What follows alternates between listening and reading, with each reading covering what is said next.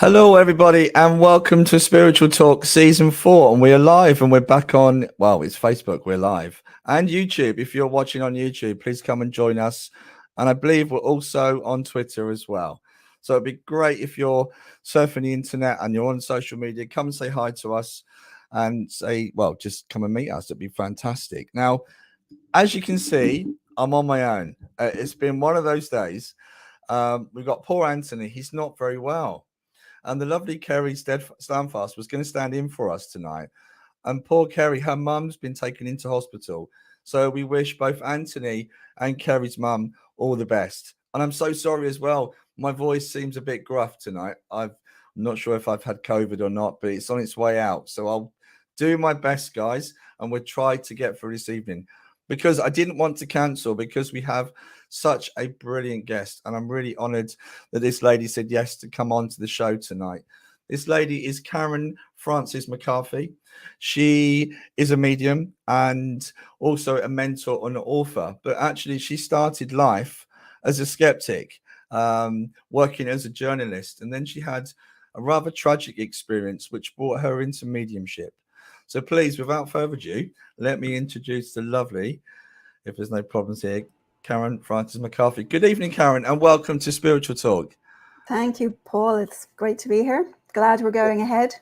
Yes, well, I just didn't want to miss this. I've been so looking forward to speaking to you. I've been looking at a lot of your interviews you've done online. You've done so much mediumistically, but your story is quite unique, isn't it? And thank you for the copy of your book that you sent through to me. And also the lady that helps us with the show, getting guests on, lovely Carol. She's been reading your book. And we had this conversation the other day. And she said, you know what, Paul, Karen, I really hope this book is made into a film, because although it's a tragic story, it's also beautifully written. So could you explain a little bit about where you was and what happened to you? Because you was a skeptic, wasn't you? Yeah, so I was, obviously raised in Ireland. I still lived there half the year. So, and I was raised Catholic, but got very, very tired of that when people got very tired of that. Yeah. And sort of soon I was educated by the nuns. So as soon as I got out of school, I got out of the church altogether. I was done. And so, and that was, I was only 17. So I was very much had my fill of God, of everything at that point. And so, I went on with my life and sort of traveled and, did all sorts of things, and worked in Hollywood and worked at the traveling circus and, did what we do, travel around. And I had always wanted to do journalism. So I'd worked in TV out in LA for a while, and I eventually came back and came back to New York and went into journalism. I was at the London School of Journalism, actually. And so I was working on my first book. I'd been in Iraq for the Irish Times and a couple of other books. And then I came back and I was working on my first book, which was a cultural outreach for the part of the Northern Ireland peace process. And so I was researching the expat Northern Irish in America, their history. So I was down in Virginia when I get a phone call from New York saying that my partner had just dropped dead at 41 years old of a sudden massive heart attack. And so I had, practiced Zen for many, many years, but then Zen is non-theistic, so there's no God, no afterlife, no reincarnation. This is just a beautiful way of meditating and sort of moving through life. But after I got that phone call, in a matter of days, all sorts of strange activities started going on. The bed creaking and figures appearing and lights turning on. And I wrote about it then in the book. And it was first, of course, I thought I'm having some kind of breakdown, but it didn't feel like I was having a breakdown. But I thought that must be what this is, because this is inexplicable. I was in this big, old, creepy sort of house that belonged to somebody I knew, and I was house sitting. So I was there on my own, just me and this little cat. And I thought I must be losing my mind with grief. But I didn't feel like that. But I thought that has to be the only explanation for all this stuff going on. And so I ended up, one of those things we were talking about before, of those sorts of synchronicities of helpful people just sort of showing up out of the blue.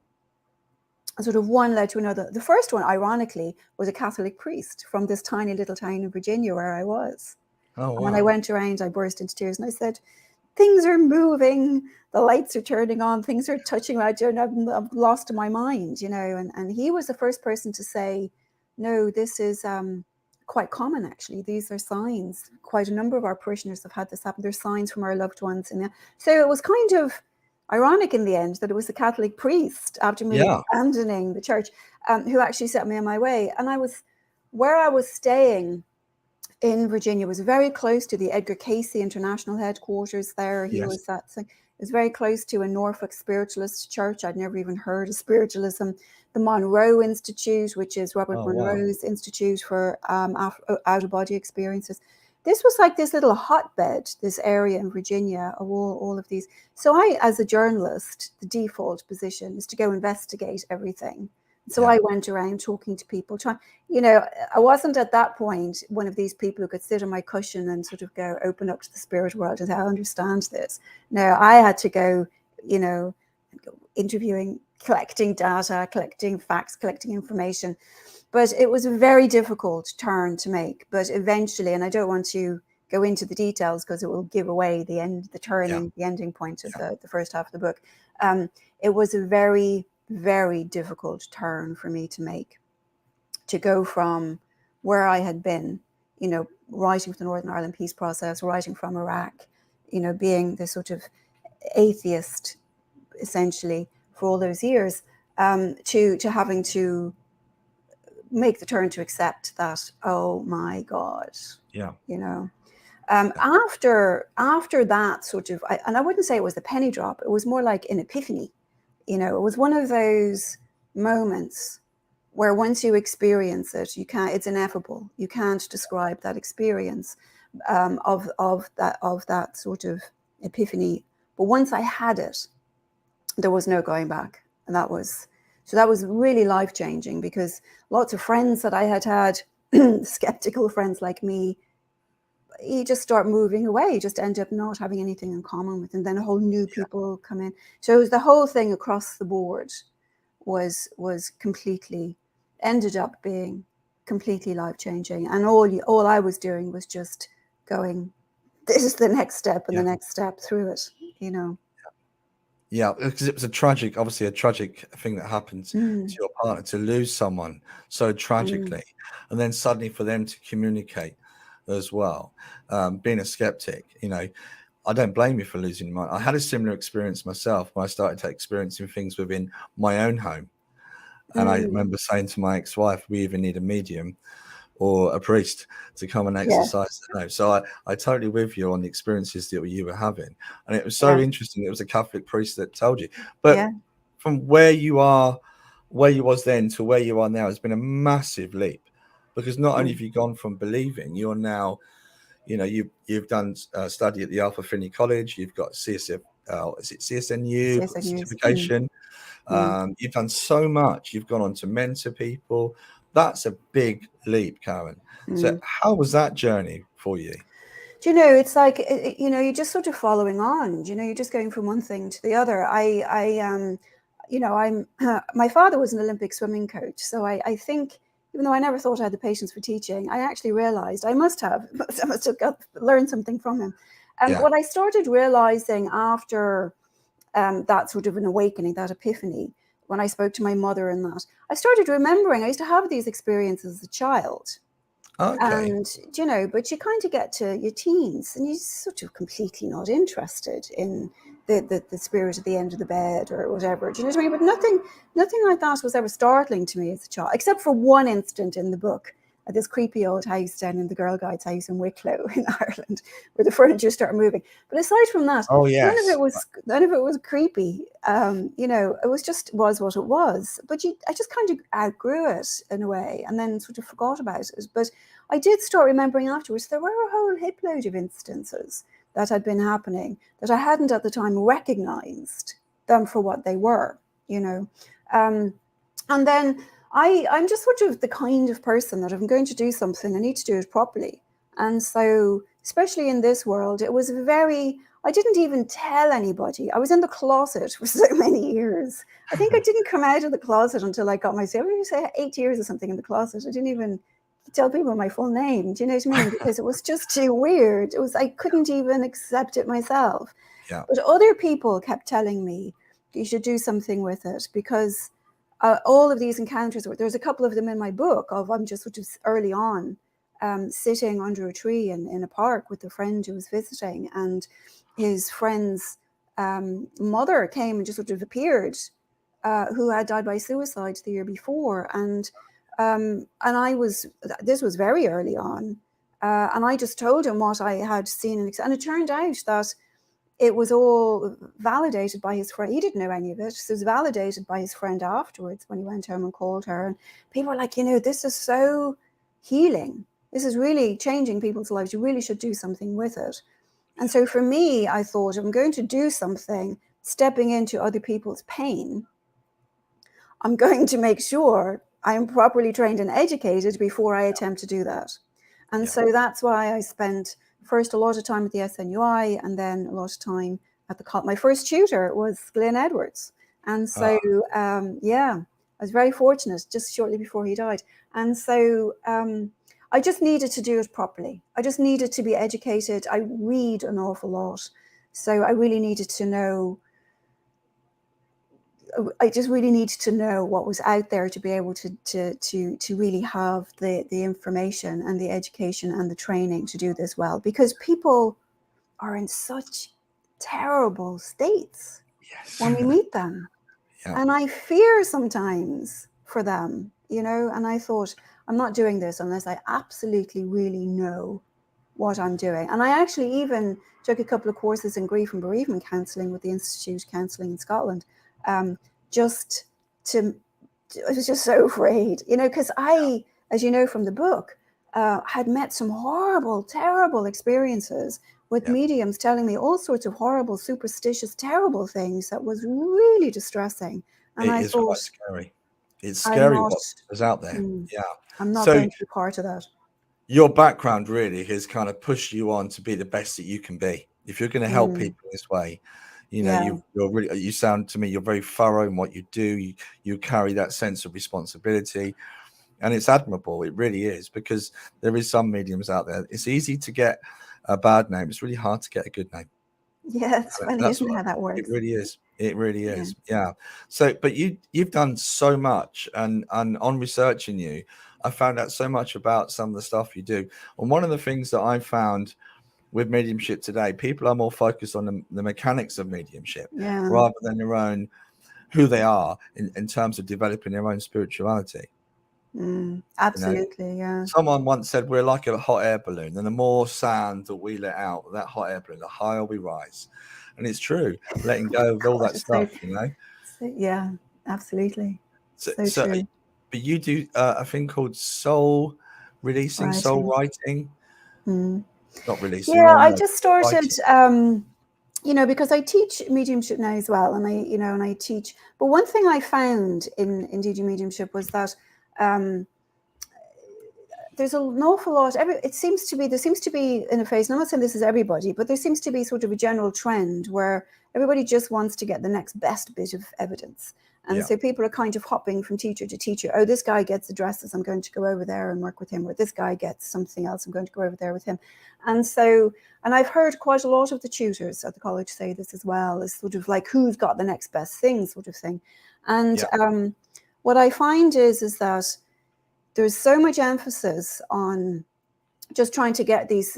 I mean, I studied a lot of Mavis Patilla as well, and she was the great one for the don't skim. She used to always say, don't be skimming, don't be snatching. That was her word, don't snatch.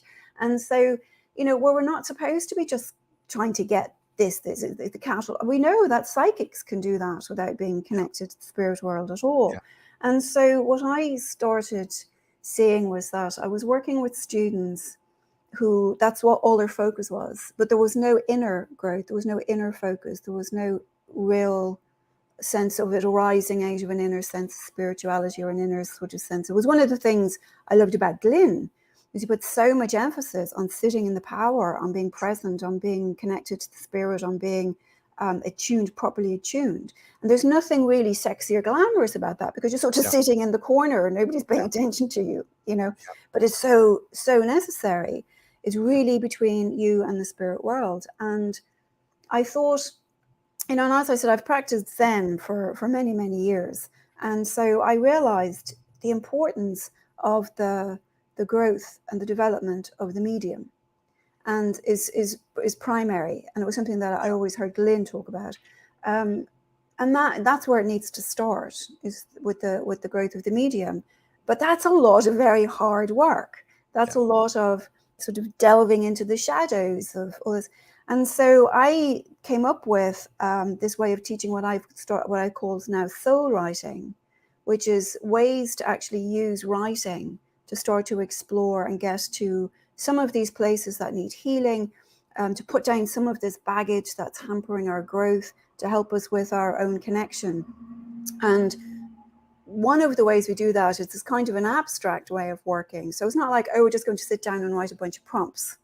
Because, you know, Freud said trauma, for example, is non-representable. We are not fully present when the trauma happens. So therefore, we are never able to articulate it afterwards. And so, you know, it's something I'm looking at now in my PhD, which I know you and I have talked about before, is the sort of non-representability of trauma and how we actually heal when we can't just talk it out. And so, like the work of the amazing Peter Levine in somatic experiencing is all about actually finding these alternative inroads to actually start to heal and release this trauma that cannot be accessed through speech. So for me, I thought writing prompts are lovely, but they're not going to help us, because you have got to be aware to be able to write prompts. And so I designed these ways of sort of using writing and poetry and these sort of odd, strange exercises to start to find all these alternative inroads to get to what is there that needs healing and release. And so it's been quite extraordinary, but it's really, I feel, helped people in their own spiritual growth and in their own healing, which I feel like is really essential. So it's anybody can do it.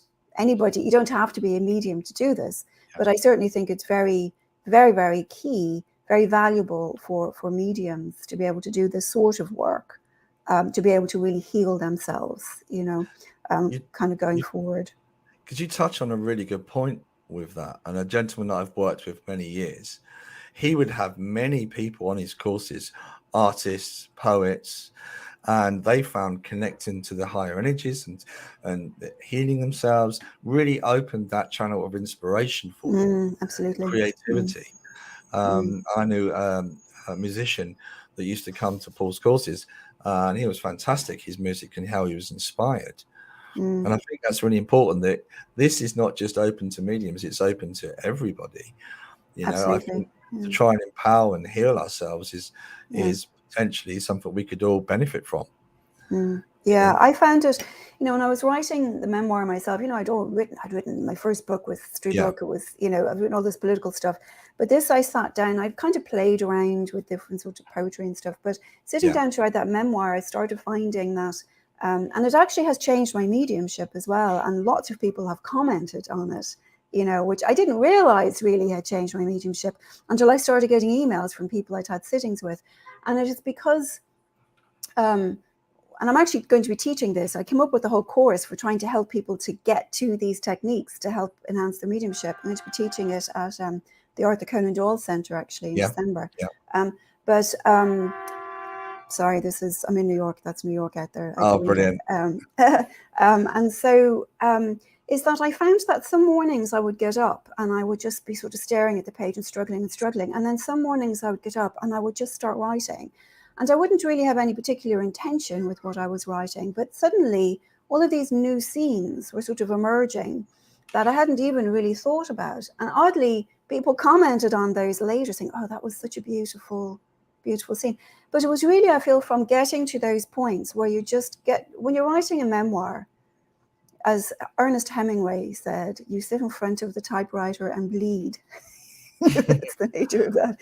The more honest you get, the better the writing becomes, I discovered. And so it was a really interesting experience for me as well, sort of the spiritual growth involved in it.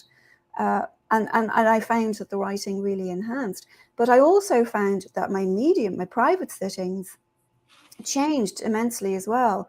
Because when you really start to understand, I mean, there's lots of talk about, oh, we're the storytellers and we're this and we're that. But people don't understand how to tell a story. So you have to know how to tell a story before you can be the storytelling medium.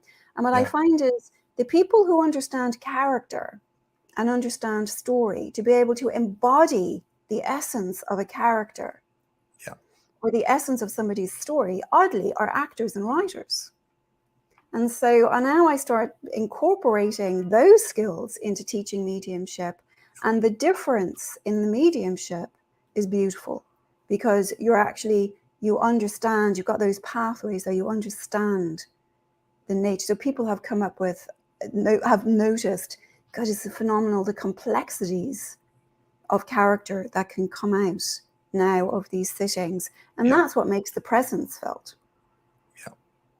Yeah, and that's a beautiful thing. Karen, we have questions flying in already. Apologies, guys. I'm on my own. Poor Anthony's not well, and poor Kerry's mum is in hospital. So we wish them both well. So bear with me. I'm going to ask Karen some questions that you sent in here. Actually, I'll put them up on the screen. Can you see these if I put them up on the screen? Hi, Rhonda. Welcome to the show. What was your circle of friends' reaction when you told them your experiences? Yeah, good question. So very surprising, because some people who I was very close friends with, they first at the beginning were sort of like patting me on the head, like I was some deluded child, and that they were tolerating because I was grieving. And then when they decided that I'd had enough time, I'd had the prerogative grieving period, then they had no time for it all anymore. I had some of them just came straight out and said, this is absolute nonsense. They didn't care about the fact that I was grieving. But then strangely, other friends who they were friends, but they were more like acquaintances, people I wasn't very close to. When I sort of told a few of them in the course of events, it turned out that they were very much open to it and had had some inexplicable experiences themselves. So there was almost a sort of realigning of friendships, where new people became closer to me, and other people who had been close to me sort of moved away. And luckily, a few of my close friends, only a handful, actually were very open to it and very interested in learning more about it, luckily. But I would say over the course of the first couple of years, there was definitely a huge shift in who my close friends were, and you just kind of have to go with that. You just have to let it be, because that's just the nature of it. Yeah. Absolutely. Effie's made a comment on the writing when we're talking about when you are reading, your words and style need to come out naturally and reflect your style. Really touch the soul of spirit and get out of the way and blend naturally with the spirit. Do you find, like we were saying, it obviously helps opening yourself up and being creative coming from the heart? Yeah, well, I think in terms of the character, when you're working with individuals in the spirit world, I mean, you can't say, I've got somebody with a great sense of humor. Well, lovely, but what kind of humor, and what do they find funny and what do they not find funny? That's their story, that's their character. And so I feel like when you're used to thinking in terms of character, when you have to sort of create a fully rounded character, your mind sort of naturally lends itself to sort of absorbing and blending and receiving that sort of information. It was like, who was the postman, the English postman, Scottish postman, I can't remember, who used to always get people's addresses because he was a postman. I can't remember the medium's name. Albert, somebody will know. Somebody probably type it up for us.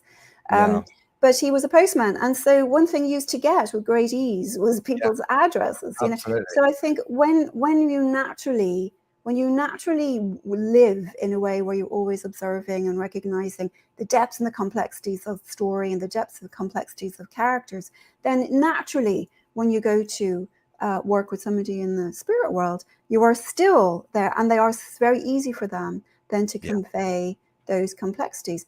Because you probably noticed yourself sometimes, especially early days, you've got somebody who's got sort of two sides to them. You start working, you think, oh, this has got to be two different people.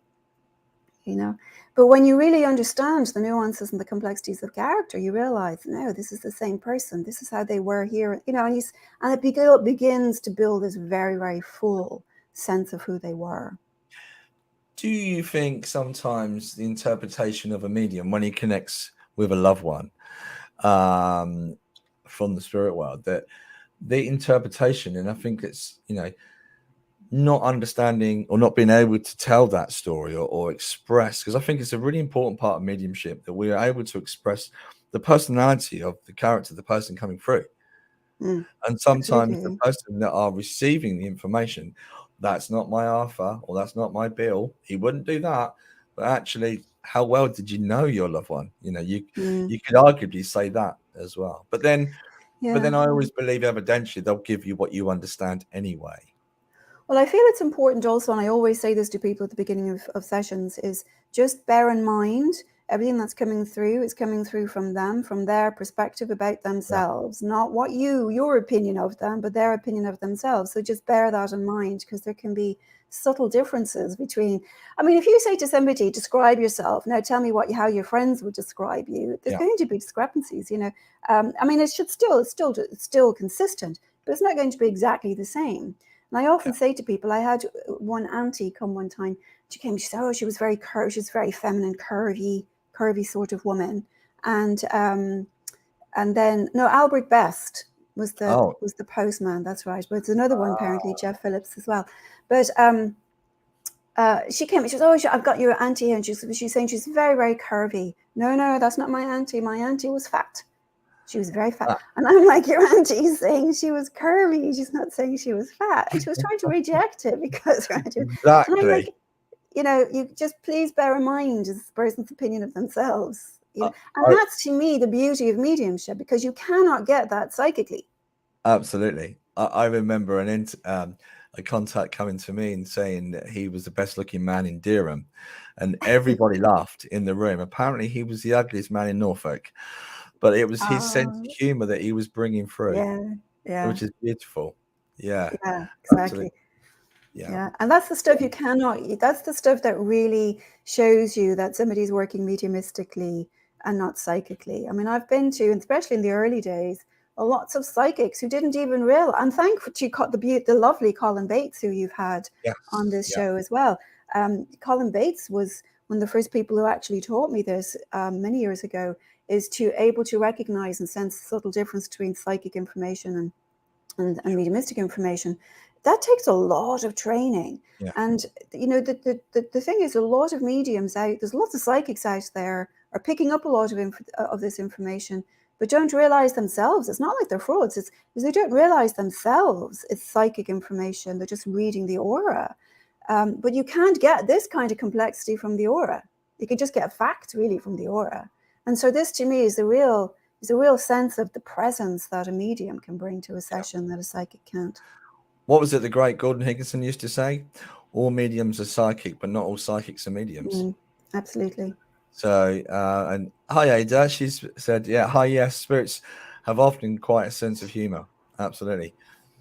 Absolutely. And funnily enough, still have these little cravings. Do you know, have you ever noticed that? I think that's hilarious. I had somebody, when I was getting ready to do a session one day, and I suddenly had this urge for chocolate eclairs. Yeah. Which you don't even really eat. And that was so intense that I was actually in New York at the time. I was so intense I actually went like a couple of blocks down to a Dunkin' Donuts and bought 2 of them and stuffed my face with them. And then an hour later realized, oh God, is this woman's father had this was him. Do you know what I mean? But isn't it funny how people still have these? I get that quite a lot. I've had steak and kidney pie. Oh no, I'm vegetarian. That would be horrifying. I'm vegetarian now. I've just turned vegetarian, so that's not the greatest. Fish and chips is a good one as well. Right. I find that a lot of people used to love their fish and chips. Oh yeah, Rhonda's put. My dad loved oxtail soup, as Paul discovered. Oh yes, I did. That came through as well. Yeah. Yeah, absolutely. So I'm sorry if I'm missing your questions, guys. It's just me trying to do the messages. Carol's lovely comment about your book. I was right there with you whilst reading your book. I felt I could see everything you were describing. And good. It is very well written, Karen. It is Thank you. very well Yeah, written. David Bruton called it well crafted, and I thought, oh, thank you. That's a lovely thing to hear. You know, That is lovely. because I really was trying to get away. And I actually did a thing for the SNU magazine, the SNU Today magazine with Alf Hirsch, and we did an audience with the president of the SNU on this as well, talking about our literary legacy and what's sort of being published now, and you know, what I wanted to try to do with this was actually try to write it as sort of a literary endeavor, not just this happened, then this happened, then this happened, but to really sort of be very, very present with the story so that people could actually be with the story themselves as it's being told. I'm a firm believer, you know, the first thing you learn in journalism school is show, don't tell. And so I was really trying to show the experience, not tell the experience, so that other people could experience it, which is, again, something that we need to bring into our mediumship for those characters and those characters' stories. Absolutely. Effie's just made a comment. Oh my goodness, I've had a reading where he loved black pudding. I just researched what the black pudding was. It's not particularly nice. No, it's horrid. The things people decide they want to eat is unbelievable. Ron does ask what the title of the book is. Sorry, Karen, to interject. I'm just going to put this up on the stream so everyone can see it. Also, you'll notice, I don't know why that's not come out like it should. Oh, here we go. That's why, because I've not got it right. Let me try that again, and we should come on the other side. There you go. And here you can see where it's available as well. Yeah, anywhere. I mean, actually, White Crow Books is a British publisher, so it was published in Britain, but you can get it anywhere at all. There's actually an audio book of it as well that I recorded myself. I had to record it because they were saying don't get somebody to record it for you. You'll hate it since it's a memoir. So I actually had to in the middle of COVID record the audio book of it myself. If anyone's interested in it as well, if you don't, there's actually on YouTube there's some excerpts from the audiobook of like little stories you can. I've seen there's a couple of good ones on there. Absolutely. Creepy little stories, yeah. Yeah, they really are, especially with the I don't know if I'd give it away though. With the, shall we say, the gentleman standing behind you. Oh yeah, the black figure, yeah. And then there's the one that's the Irish ghost story I just added, you know, from this creepy little thing that happened to us in the country when we were kids. And people are having these experiences every day. These are not uncommon experiences. But when you hear, we tend to be flippant about, but when it happens to us, it's, you know, it's completely different. But and Carol's, I do think it makes you need to be more tolerant as well, because, you know, I've noticed a difference in tolerance as well, because, you know, if anybody had said, I used to think that, you know, I was really with Marx on religion as the opiate of the masses sort of thing. And until this happened. But, you know, I have to say, and, you know, it just makes life so much bigger. These realizations makes life and meaning and purpose so much bigger, you know, and I'm doing, I told you I'm doing a PhD now in contemporary ghost literature and the cultural influences on contemporary ghost literature. And it's just really fascinating to see where we've ended up with this within some of this literature, you know, this sort of post-secular literature, you know, where there's no God anymore in the afterlife, but there's a whole heap load of new sets of values and community and connection there instead, you know. So it's kind of interesting to see how we have moved in our traditions, in our views of the afterlife and of ghosts and spirits as well. Karen, there was also something else I came across in one of your other interviews. You were talking about nobody dies alone. Yes, yeah. I'm assuming that comes from your own experience, being aware of that. Yeah, well, we know, like within mediumship, I always ask. It became very important during COVID, because an awful lot of people were dying alone because nobody could get into the hospitals. And so what I found in the first year of COVID, I was actually in New York, which was the epicenter at one point, and there were like 1,000 people a day dying. And the sirens were going from morning till night of the ambulances rushing people into hospitals. And it was just absolutely horrendous. And what started happening was lots and lots of people were booking sessions whose relative or whose loved one had died, and nobody had been able to get in to see them. And there were left with all of these questions and worries and whatnot. And I actually did give a talk on that for the One Spirit Learning Alliance, called The Gathering, No One Dies Alone, about how there's always somebody around the bed. And I actually had that experience myself with my mother, with my uncle, with various other people of that gathering, and relatives coming that I didn't even know who they were, thankfully, because then I had to go find out and had to investigate who's this person. But when you're working mediumistically as well with that, with people who died of COVID in particular, was to actually ask who was with them, and then start describing the relatives from the spirit world who had come, who then were recognized by the sitter. And it was such a comfort to them to know that even though there was nobody physically present, there was a whole gang from the spirit world, parents, grandparents, the pets, the dogs, the cat, everybody had shown up. And it provided so much comfort. So I kind of tend to ask that of them, tell me who else was there with you, because it does provide so much comfort for people, especially people who weren't there at the end. Yeah, it's quite distressing for people to think their loved ones died on their own. It really absolutely is. Yeah. And Dot has just made a comment. Yeah, it's so true. Never die alone. Nursing career, I experienced this many times. That's interesting. My mum's mum used to work in a hospital, and she would often say, such and such has died today. I saw her walking down the corridor with someone. So that's lovely. Beautiful. You hear that a lot from hospice workers. They have lots and lots of those stories. Yeah, I was aware my own father had someone with him in the room as well. I wasn't with him when he passed. It was about 3 hours after I left. And as I was walking down the corridor, I became very aware of someone coming from behind the lift shaft to go towards my father's bed, which kind of touched me, but it kind of also made me realize I don't think I'll see him again, which was that's how, and that's another thing. Like, I remember when my mother was passing, my mother's very close to passing, and I went up to the hospital, and when you're in the hospital, their whole ethos, their whole ethic is to save lives regardless. So they're going to do everything possible to save the person's life, even if it's at the expense of quality. But so the doctors, of course, are there saying that, oh, we can do this, we can do this, we can put a stent, and she's got this. But I went up to the hospital one day, and my mother said, I keep seeing you, Auntie Terry, and she keeps going, give me the thumbs up, and my Auntie Terry obviously had died the year before, and she did die a couple of days after. There was a couple of relatives came then. I'm like, if my mother's on the way out, there must be a few relatives here. And so of course I knew most of them, and then I was like, show me some relatives I don't know. And so I saw a couple of relatives I don't know, and then had to go afterwards to my uncle and say, hey, do you know Auntie Bridie? Because we don't have an Auntie Bridie. My mother didn't have an Auntie Bridie. So I thought Auntie Bridie's in the wrong room first, you know what I mean? And no, my uncle said, no, there's Auntie Bridie. None of us spoke to her. And so there was actually the Auntie Bridie had come. So that was great validation for me as well. To know my mother is going, but also that she has, the gathering is here for her. And that's happened.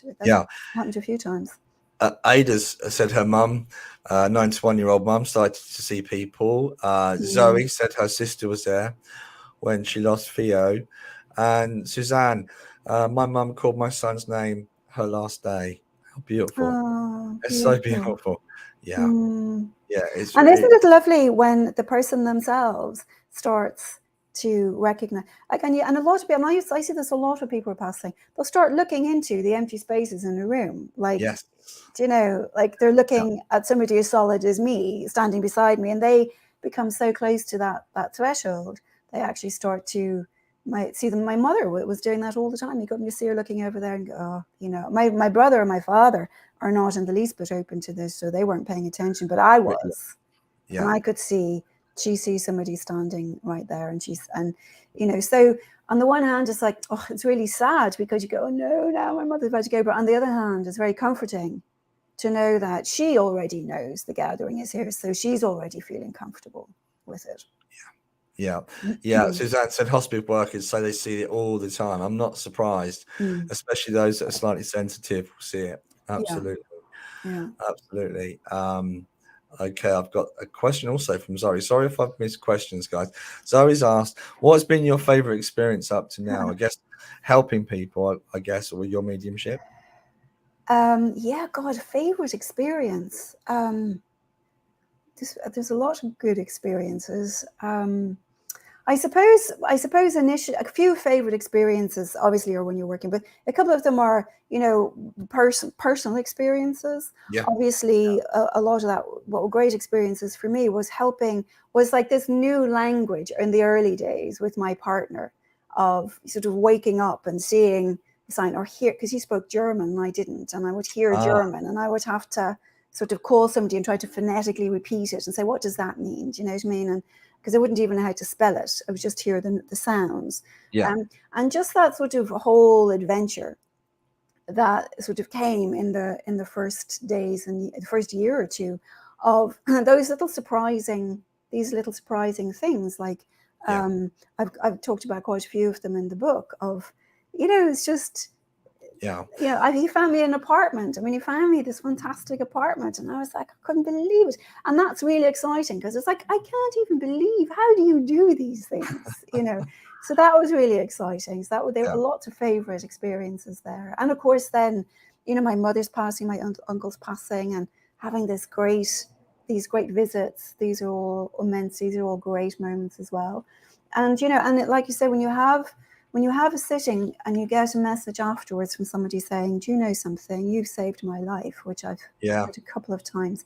I mean, it makes it all worth it.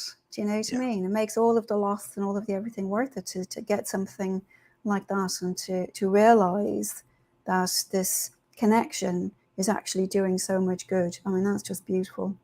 Yeah, absolutely, absolutely. Which reminds me as well, I believe somebody asked a question early on, and I did see it. I'm sorry if I've missed it, but it's just coming to my mind as well now.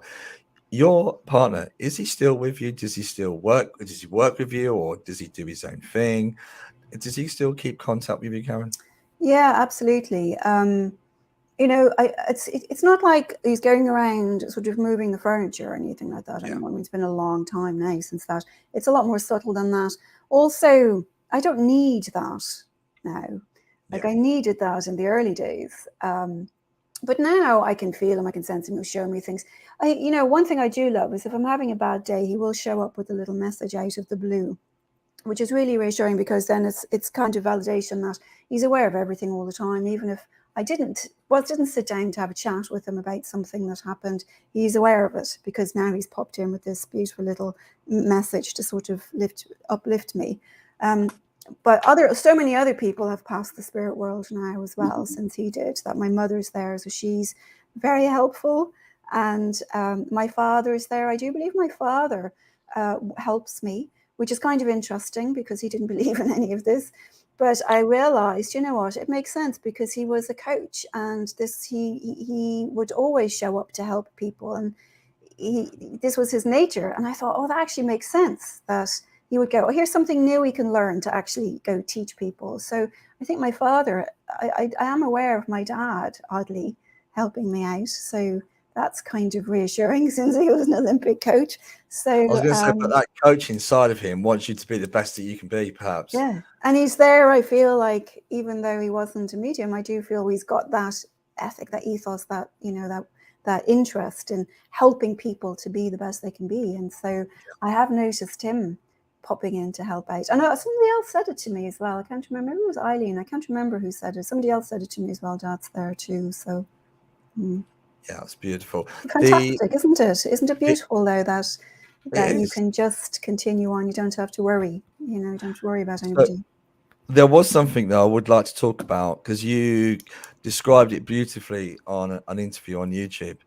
And I believe this would really help people to understand how our loved ones communicate with signs, etc. And I'm so sorry, I can't remember the lady you were talking to, but you were talking about what to look out for. That those of Mm, us that don't believe we're mediumistic, because I believe we can all receive messages from loved ones. yeah. I believe we all have that ability. And it was, you was describing how our loved ones communicate, and could you kind of, from your ideas, your philosophy, if you like, or your understanding, I should say, how loved ones communicate? But it's the way you put it. I couldn't put it better, and I kind of wanted you to express that You on don't spiritual remember. I don't talk. remember who I was talking to either about that. It was Well, signs. It was talking about signs because I remember from my own father's experience, I hadn't heard mm, from my father for 5 years, and I wasn't thinking of my father. I was hanging the washing out, and suddenly my dad come from London, and he uh, started singing, "I'm Henry VIII, I am," and he used to oh, sing that's that. so funny because that happened to me. That's in my. There's a whole scene about that in my Oh, book. really? Oh, Yeah, okay. So yeah. he started singing, and that's how I knew he came into me. Oh, that's funny. So, I think okay, is it the idea that sometimes your thoughts was it? I think what I might it have been was. talking about So was it's more sometimes about a your thought is thoughts interrupted. are. Yeah, when you're Yeah, not thinking about that loved one, you're not thinking, and it's more about they're actually thinking of you. And I yeah, thought, to myself, yeah. That's very common. My mother does that all the time. My mother interrupts thoughts as well. Do you know? Because she's the only person who does it. She's my mother. You know. yeah, So, um, no, there's so many times that you just sort of on about your day and on about the yeah, mundane of your day, and you're just sort of, and then all of a sudden, some thought complete. You see, if this is where Zen has proved to be very helpful to me, even though it's completely non-theistic, is that you become with Zen, you have to meditate so much that you become very, very aware of the movement of your own mind, yeah, and so if we observe the movement of our mind, we know that the way we think, first of all, we don't think in English, we don't yeah, think in sentences, and we don't think in coherent thoughts. We ruminate pretty much. We just sort of wander. The mind is just wandering from thought to thought, and you'll get a fragment of, oh, I must do that. But you never actually think, it's not like you go, oh, I must sit down now and get myself set up because I've got to talk to Paul. Like you don't have that conversation with yourself. It's more like you just do it. And so when you meditate a lot and you become very much aware of the stillness and the movement of the mind, it becomes very easy then to notice when your thought has been interrupted. Right? And so what I found is that my mother is the best at this, is that I could just be ruminating away, and then next thing a thought comes into my mind. Well, actually, my mother's not a good example because she'll actually speak, but other people, you just all of a sudden have this out of the blue yeah, some memory of somebody that maybe you haven't even thought about in 10 years. And then all of a sudden they pop into your mind. And then people think, oh, I've just remembered my old high school teacher, and they haven't just remembered their old high school teacher. Their old high school teacher has remembered them. And then they felt that teachers, this I say teacher because this happened to me because my old English yeah, teacher from secondary school did this, that the teacher has just thought of them and you have felt that thought touch your mind. So I find this quite a lot. The fact I think that I've spent so many hours sitting in Zendos meditating, when there's an interrupted thought, I know immediately that's an interruption or that's somebody else. That's not been the nature of my mind. So that's been somebody else's mind touching it. That's very, very common. And people miss that one all the yeah, time because they go, oh, I yeah. just remembered somebody, I agree, which is why meditation is quite important. And Yeah, stilling the yeah, mind. absolutely. Serena's put on here. I love signs from loved ones. I always get white feathers in front of me. A while ago, I was thinking about my nan, and I was in Mm, the car, and my nan's favorite song came in on the car. Such a lovely thing and a feeling. It is, and they are there to guide and help us and support us. mm, Absolutely. yeah. And the thing that often people forget is that you don't just have to wait around for signs. You can actually ask, do you know Yeah. what? I'm having a bit of a rough day. Are you here? Do you know? Because sometimes, we don't need um, to sit and sort of spill our guts and have somebody tell us what to do. Sometimes we just need a hug and an ice cream, and we just need to know that somebody loves us and that somebody is present no matter how hard our day is. And this is something that's so easy with our loved ones in the spirit world because all you have to do is talk to them. I'm having a really lousy day. Are you there? Can you hear me? And then something like that will happen, like the song or the feather or whatever. And you don't have to be a medium for this, of course. And Absolutely. you just have to be open to the possibility. And Yeah. so when you see that, be able to just connect intuitively the two things together. And sometimes just knowing somebody's there and they love you and they hear and they know you're having a hard time is all we need, Yeah. you know. Agreed. What would you say about dreams? Would you say it's also another way? From in my experience, I believe it is. Would Mm. you agree with that statement? It's like our loved ones connect with us through our dream state as well. Yeah, I don't think it's all dreams, because I think a lot of dreams are anxiety dreams. But Absolutely. I do think there are visitation dreams, definitely, definitely visitation dreams, a little bit more vivid, and they're not really just sort of these random anxieties coming out and, you know, scary monsters sort of thing. But yeah, I did, especially with my partner, have a lot of those sorts of visitation dreams where I would just wake up and say, oh, well, that didn't come from the ruminations or anxieties of my mind. There was something different about that. And I could, there's a different sense to it. But again, I feel like, again, the more aware we are of our own mind, the inner workings of our own mind and how our own mind moves, the more we're able to discern between their thought, their arrival in our dream state. Because the dream state is an altered state, right? The other state is an altered state, is the hypnagogic state, that moment between waking or between sleeping and waking, or waking sleeping.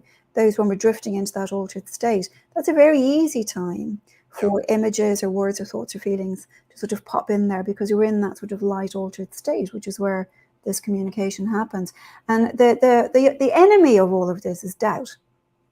Yes. That's so for anybody, I would say, it's like, well, I never get a sign. Well, I would say maybe sit and work with your own doubt. Really reflect on your own doubt, because I'm sure there are signs there, but for either because you don't have the confidence, or you have too much self-doubt, or it's too hard of a turn for you to make, you're not recognizing, you're not putting them together. You know, when these things started happening to me, in the weeks after my partner died, I called a friend of mine, a mutual friend of ours, and I said, I've been reading about this stuff, and I'd met the lovely late Dr. Lou Legrand, who wrote a beautiful book for anybody who's interested in science called Love Lives On, which I always recommend. He's such a beautiful man. He passed the spirit himself 2 years ago, I believe. And he would always say, oh, they're these very subtle signs, And I called a friend of mine, and I'm telling her about these signs, and I'm telling her some of the things that happened to me. And she's saying to me, you're not getting signs, you're getting burning bushes. And the reason is because for me at that state, I needed burning bushes to sort of trigger or reawaken the mediumistic faculty. But for the most part, they are very subtle. And in some ways, I say the first thing almost is just to suspend disbelief, just to be open to the possibility that feather came from your loved one. Just sit with that for a while. You have to start there, because it doesn't matter what somebody does. They could start flashing a neon sign in the sky. If you've got too much doubt, you won't make that connection. And so I feel like you've got to see the important thing is to start suspending disbelief and just being open to the possibility, and just trying to really reflect and work through why you're so doubtful. And I feel then gradually you'll be able to start to make that turn that you need to make. Yeah. Vicky. Hi, Vicky. She's made a comment. My son finally came to me in a dream. He didn't move his mouth, but said a particular name over and over, crystal clear. A few days later, something happens, and I connect what had happened. My son looked a young man and absolutely beautiful. And that's interesting as well. Well, they do seem to do that. They seem to show themselves at their best. That's something I learned in my mediumship early days. They seem to like to represent themselves at their best Well, time. I think that in mediumship, I'm sorry to interrupt you, Paul. In mediumship, I often find people who sort of really got very sick and decrepit or whatnot at the end, and absolutely hated being sick, but were beautiful when they were younger, will often show themselves when they looked at their best, because that's how they want to be remembered. In dreams, I find the person is radiant, and that's what makes them look so beautiful. They're actually radiant, sort of it's almost like a glow and a lightness about them that's beautiful. And I do feel that's because it's the spirit state. So we're going into about 8 different platforms. One of the groups, I'm so sorry, Facebook user, it's to do with the privacy settings, but thank you for joining. I regularly dream of spirits showing me how they passed. Last night it was a little boy. Now that's something I've had. that I'm not particularly in. Do you have any similar experiences with that, Karen? Or I don't know. The only time I actually will see how somebody passed is if I'm actually in a session. Yeah, I was actually in with the dream was so vivid about 4 nights ago. I was actually in a space where the young man was with me, and I saw what happened to his body as the impact happened. It was. I'm not sure why I was shown that, to be honest. Yeah, I've never understood that, because unless they know you're going to be meeting their loved one who needs to hear that information, I'm not really sure. I've never understood that. I have had, I have had situations where, but they're different. Like, so the person, as I mentioned, is part of the year I live in New York, part of the year I live in Dublin. But a few years ago, the person downstairs from me was murdered in their apartment, shot in their apartment. Oh. Now, nobody knew this until the next day, right? Yeah. And so nobody heard it. And I kind of woke up at 2:00 in the morning, sort of, was very much aware that there was some presence, which I never get, I never get this sort of people just popping in and waking me up. But it was somebody who was very agitated, which I never really get. But I was like, but I don't even know who you are. I didn't know who he was. I don't know, what am I supposed to do with this? I don't know what to do with this, So I ended up just sort of going back to bed. And then the next day, all of a sudden, cops everywhere. We realized this person had been downstairs, had been shot. It was a drug deal. I'm sure it was a drug, a hit. And then later, when everybody was gone that night, it was chaos all day here. But then that night, when everything quieted down, he was back again, but he was much calmer. Yeah. And I said, there's nothing I can really do. The cops know who it was. There's nothing I can really do to help you. If there is ever anything I can do to help you, tell me, and I will do it. Yeah. But and then I never heard from him again. But he certainly felt different the second night to the first night, because the first night was like just a couple hours after it happened, But I don't really, unless it's somebody where I'm going to meet their relative, and I can actually give them information. Yeah. I wouldn't really just randomly guess it and be sort of left with it and not having anything to do. Yeah, there's normally a reason, but there's an intelligence with spirit, isn't there? Yeah, There's absolutely. always that intelligence. Yeah. And I'm still not sure why I had that experience. Very vivid, and it kind of, so I'm not sure whether that will come up in a few weeks' time. Yeah, maybe it will come back around. Sure. Yeah. So I've got Rhonda also. She's also said, my mum passed when she was 50. My dad passed in his 70s. But when I had a visitation from them both at the same time, they looked exactly the same as I remember them when I was younger. That's beautiful, though, isn't it? Yeah, gorgeous. Yeah. That's lovely. Yeah, really nice. Yeah. And it's really nice as well when you think, because people have said to me, I've had people in sittings come and they've said, do you know, my husband died, and they're young, maybe they're 40s, whatever, those ones died. And, and they're probably going to live to be 80, right? But, the husband died at 40, and then they come, they go, but well, they want me when I'm like old. And I was like, it's got nothing to do with it. You can decide what you look like or how you want to present. And actually, truthfully, really, people only present to us with the physical form when we're doing mediumship. They're not going to be running around like that in that sort of physical form in the spirit world. Why would there be a need of that when it's a conscious state? Do you know what I mean? To drag your 80-year-old bones along with you. Why would you do that? There's no need for it. Yeah. And also, I had an interesting message from a spirit contact recently. I was doing a demonstration online, and actually it was into America.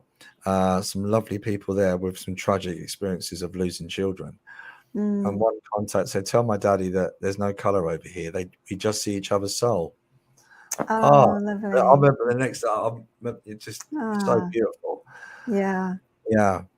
So, gosh, we've been going for almost an hour, Karen. Can I quickly ask you one more question? Can I, if you don't mind?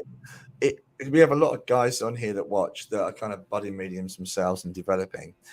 Is there anything you could recommend for people, or like to do yourself? If you did it in the earlier stages, you would change it. Is there anything you can recommend for people to develop or help them? For mediumship? Yeah.